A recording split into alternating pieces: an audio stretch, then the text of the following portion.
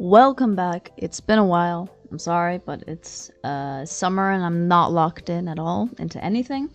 But I had an idea for a video and I thought this is a little bit more of what I used to do, like book stuff. There's some books that are like considered like absolute classics, right? Like everyone should read this. Everyone should read this book because like it's amazing, it's a classic, blah blah blah. So I've read a few classics. And most of them that I've read I found pretty good, but there are some where I think that the way that this book became a classic is if the person who wrote it like paid somebody. Okay, like there's no fucking way that these books are a classic. Like what's actually the definition of a classic? The definition is a classic novel is a book that has stood the test of time because it's so good. I can name a few exceptions. It has a gripping story which is expertly crafted and brilliantly expressed. Books that hold meaning to society as a whole. Yeah, some of these that are on the list, they don't live up to it. I'm sorry, okay. But we're gonna be doing a little like, I'll start with like a good one, and then I'll go to a bad one, then I go to the good one, and then a bad one, blah, blah, blah, blah, blah. Yes. By the way, I'm sorry if you can hear the absolute insane clutter of noises outside and inside. I have a fan on because it's 27 degrees. That's not even warm. It's 27 degrees Celsius here. And outside the crickets are just, no, not the crickets, the cicadas are just going at it. So anyways, sorry if you can hear that. I'll try to cut it out of the audio. But yeah, anyways, so let's start off with a good one. I think I already made a video about this. But 1984 by George Orwell. In general, like George Orwell is really good. Like I love his stuff.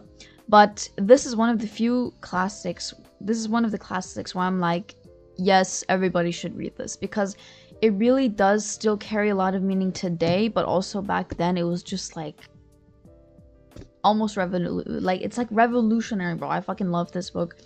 It's really good, amazing story. If you don't know what it's about this guy Winston Smith who lives in this it's a dystopian society where everything is controlled by the government. Like everything, people don't have a lot of freedom. There's no freedom of speech. People live in these like crazy circumstances, and it's about one guy called Winston Smith who starts to kind of question the government and the society and everything, you know, and it's kind of what he experiences and stuff. I also like that the ending is kind of like unexpected, and yeah, I think it puts a lot more meaning on the book.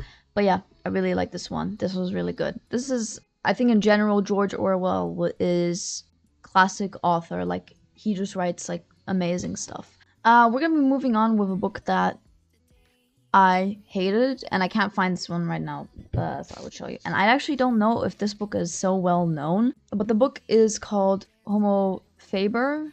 I guess you would call it in English. I don't know. I read it in German, and in German it's Homo Faber, by Max Frisch, and this is where it gets so bad. Okay, this is where it gets so bad, because this is like, you know, like a classic book or whatever. I guess not really like in America, but like in Germany it's like classic. Okay, and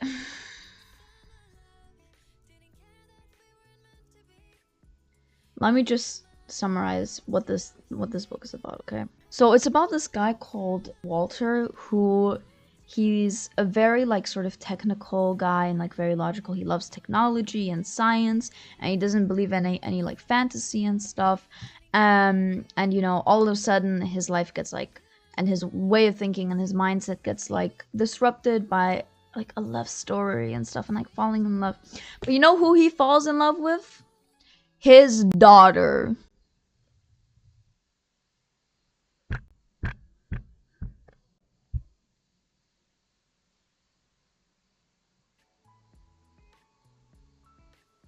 His daughter. That's not even like a spoiler or anything. This happens like pretty like early in the book. It's his daughter. It's his fucking daughter. Okay, listen, that might be a bit of a spoiler, but whatever. Don't read that book. Okay, no. No. First of all, okay, I like the idea of having a guy who's like really technical and having him question his mindset and stuff. But is there really no other way to do that than to make a story about incest and make this guy fall in love with his daughter? Is there no other way to do this than make him fall in love with his daughter? No, apparently not. Apparently he just needs to have with his daughter for this to work. What? Why? I don't get it. I really don't. And apparently this isn't like a new thing for Max Frisch. Apparently his other books also have just a ton of incest. A lot of incest. And okay, the thing is, at the beginning of the book, it's not really confirmed if it is his daughter. It's just kind of like a speculation, you know? But then later on, it is his daughter. But you know what? Even if it wasn't his daughter, it would be weird. Because the girl is 20, and this motherfucker is... Hold on, let me actually Google how old this is. He's 50.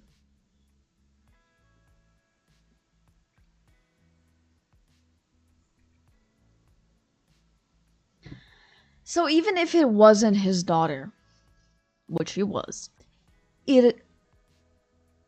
I'm a 50-year-old and a 20-year-old. What makes you think that that's normal? Listen, I had to read this for school because believe me, I would have not willfully continued to read this book if it wasn't for school. But, you know, we had to, and, yeah, so, it is great. I love it. I love reading I love reading books for school. They're such interesting and beautiful and amazing books and not about incest and suicide and... Anyways, moving on. Terrible book. Terrible. Like, it could have been so good, but it just wasn't. Because of the fucking incest. And... for some reason, I was the only one who was, like, insanely shocked when I found out he was in love with his daughter. Like, while we were reading in class, you know, everyone was just kind of like, yeah, it happens. But I actually, like, my jaw actually dropped. So I guess I'm just sensitive or something. I don't know. Anyways, moving on. This one I haven't actually made a video about it. And this is, like, okay, I would say it is a good classic. But I think I just didn't really understand it, you know? I think that's because this book is very open to interpretation, but it's The Metamorphosis by Franz Kafka. So in general, I thought it was really good, and oh wait, I actually have it. I thought it was actually, like, good, but, like, because I just didn't understand it, I'm gonna have to put, like, in the middle, you know, in the middle between bad and good, because I feel like it really does have, like, some really deep meaning, but I find when a book is, like, really open to interpretation, you can't really say it's, like, good or bad. Like, I don't know. I have a hard time, like, actually describing what I think about this book because I just, like, I liked it, but it's, like, I don't find any, like, meaning behind it, you know? Like, I find my own meaning, but I'm, like... well, my own meaning, like, if I put it in this book, then it's good, you know? Like, my own meaning for this book is good, but, like, I don't actually know what this book is supposed to be about, you know? But my interpretation of it being, like, loneliness and isolation, that's, like, I find that, like, a good interpretation. That would make this book good, but it's, like, about something completely else. If it really is just about a guy turning into a bug, then I would be like, okay, what? You know, I'm just kind of confused by it. So yeah, I would kind of put that in the middle. But yeah, moving on to a book that I wouldn't say hate is the right word, just very, very disappointed and kind of baffled. The book I'm talking about is The Catcher in the Rye. So I heard about this book for like years. Okay, I've always heard Catcher in the Rye, such a classic, such a good book, you know, like it's amazing, blah blah blah. And then I see it at the bookstore, I'm like, okay, I'm gonna buy this because it's a classic and everyone says it's so good. I think I might like it, you know, it's like a coming of age thing. I don't think I've ever been this disappointed by a book in my life, though. Like, this is one book I'm truly, truly disappointed in. Like, this is honestly 229 pages of straight yapping, bro. Nothing fucking happens. And I don't know what this thing is about, like, books where nothing happens. I don't get it. Some people seem to enjoy it. I don't understand it. Nothing happens, bro. Okay. It's about this kid. I don't even remember his name. Okay, his name is Holden, and Holden Caulfield or something. I don't know. And it's basically this is 3 days in one book. Okay, 3 days of his life, like described. Like I don't know. It's literally like I'm watching just like a transcription of like his schedule. I'm like, what the fuck am I supposed to get out of this, bro? What's so classic about this? And so I Google like the meaning about this book and stuff, and it's apparently about like hanging on to your childhood and stuff. I'm like, okay, that's interesting. That's great, but where is that in the book? I can't find it. I read the entire thing. Where is it? Like on the last page. I don't know. I just like on the like something happens on the last page, but it's not really. It's like one sentence where it's like kind of deep, like shallow deep. And it's like, oh my god, I'm just like, what the fuck is this book, bro? What did I, like, literally when I read this book, I was like, okay, waiting for something to happen, waiting for some sort of something.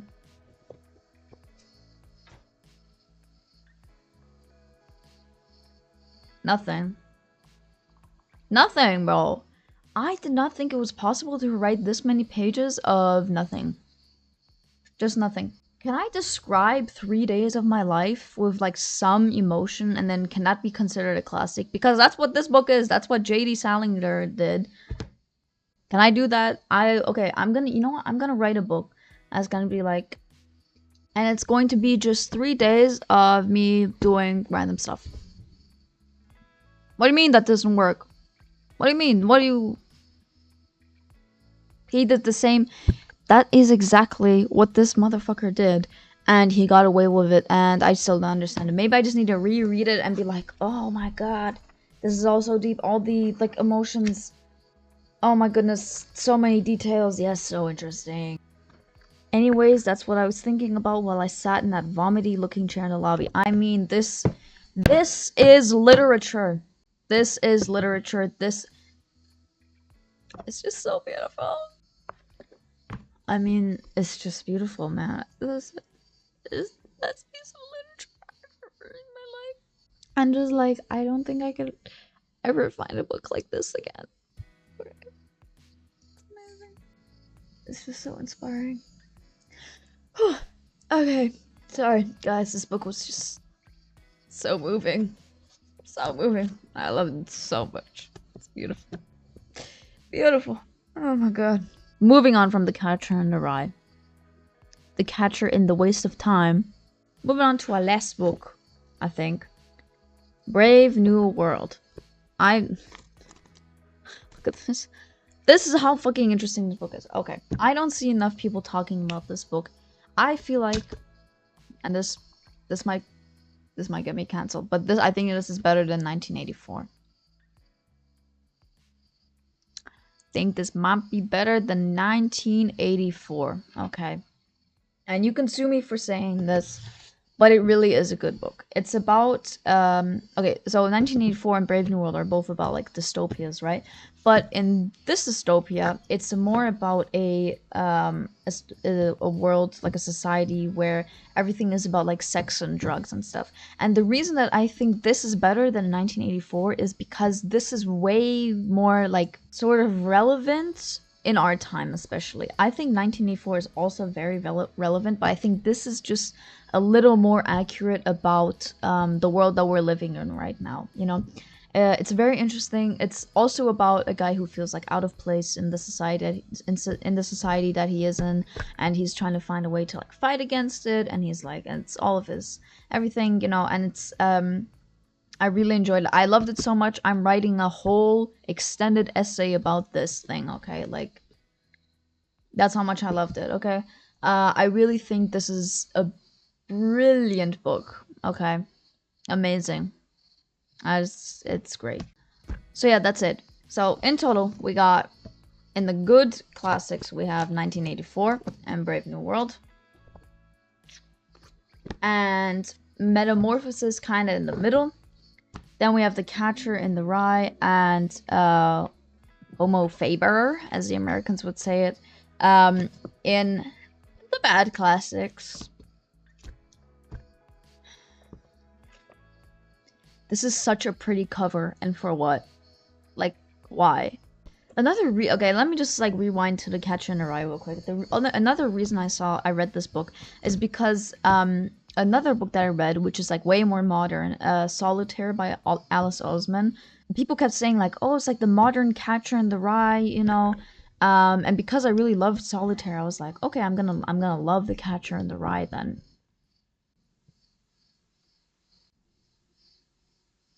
I was extremely wrong. I have never been this wrong about anything in my entire life. Next to Solitaire, this book seems like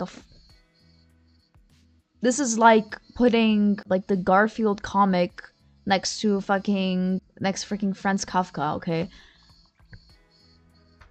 I don't care if this one's older and like more like recognized and stuff. This book is fucking shit, bro. This is the worst fucking book I've ever read in my life. I'll say it. I'll say it. I'll say it. It's worse than It Ends With Us, because you know what? In It Ends With Us, something actually happens, okay? And this book, just nothing happens. No. I would like to shout out to the world. Stop writing books where nothing happens. Stop wasting paper, okay? This is bad for the environment, guys. We're wasting paper with all this. There's nothing happening. Write books that have a meaning. Write books where something happens and you get some sort of conclusion and, you know.